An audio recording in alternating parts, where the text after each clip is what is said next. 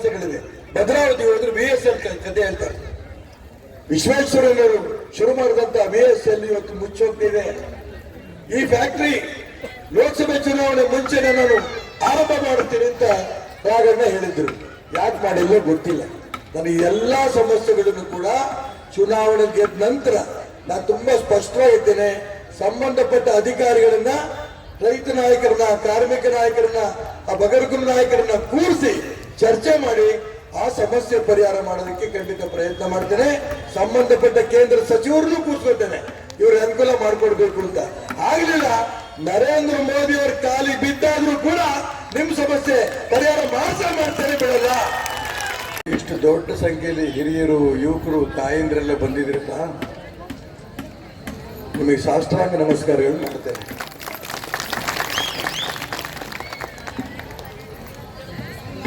ಇಡೀ ಜಿಲ್ಲೆಯ ಯಾವ ಊರಿಗೆ ಹೋದ್ರೂ ಕೂಡ ಇದೇ ರೀತಿ ಬೆಂಬಲ. ಎಲ್ಲ ಬಡವರು, ಆ ಜಾತಿ ಈ ಜಾತಿ ಇಲ್ಲ, ಇಡೀ ಹಿಂದೂ ಸಮಾಜ ನನ್ನ ಜೊತೆ ಇದೆಯಲ್ಲ. ಆ ಹಿಂದುತ್ವವನ್ನು ಉಳಿಸ್ಬೇಕು ಅನ್ನೋ ಒಂದೇ ಕಾರಣಕ್ಕೆ ಇವತ್ತು ನಾನು ಚುನಾವಣೆ ಗೆಲ್ತಿದ್ದೀನಿ. ಹೋರಾಟ ಮಾಡಿ ಹಿಂದುತ್ವ ಒಂದೇ ಉಳಿಸ್ತೀನಿ, ಬಿಡಲ್ಲ.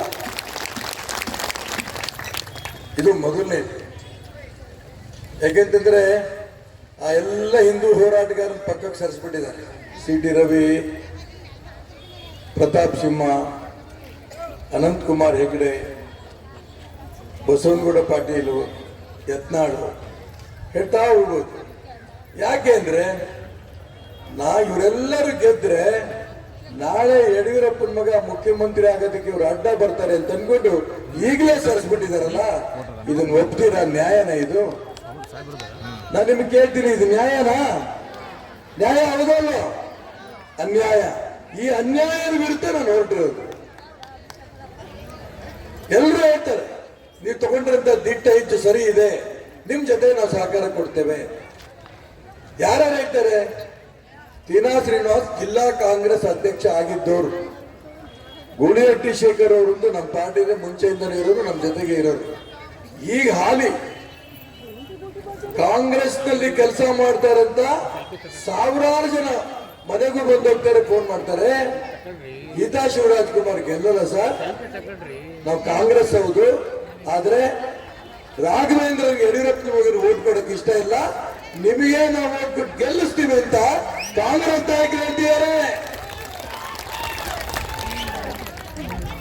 ಅದೇ ರೀತಿ ಸುತ್ತಮುತ್ತಲ ಹಳ್ಳಿ ನಾಗರಿಕರು ನನ್ನನ್ನ 3 ಬಾರಿ ನೀವು MLA ಮಾಡಿದಿರಿ, ನಿಮಗೆ ನಮಸ್ಕಾರಗಳು ಸಲ್ಲಿಸೋದಕ್ಕೆ ಇಷ್ಟಪಡ್ತೇನೆ.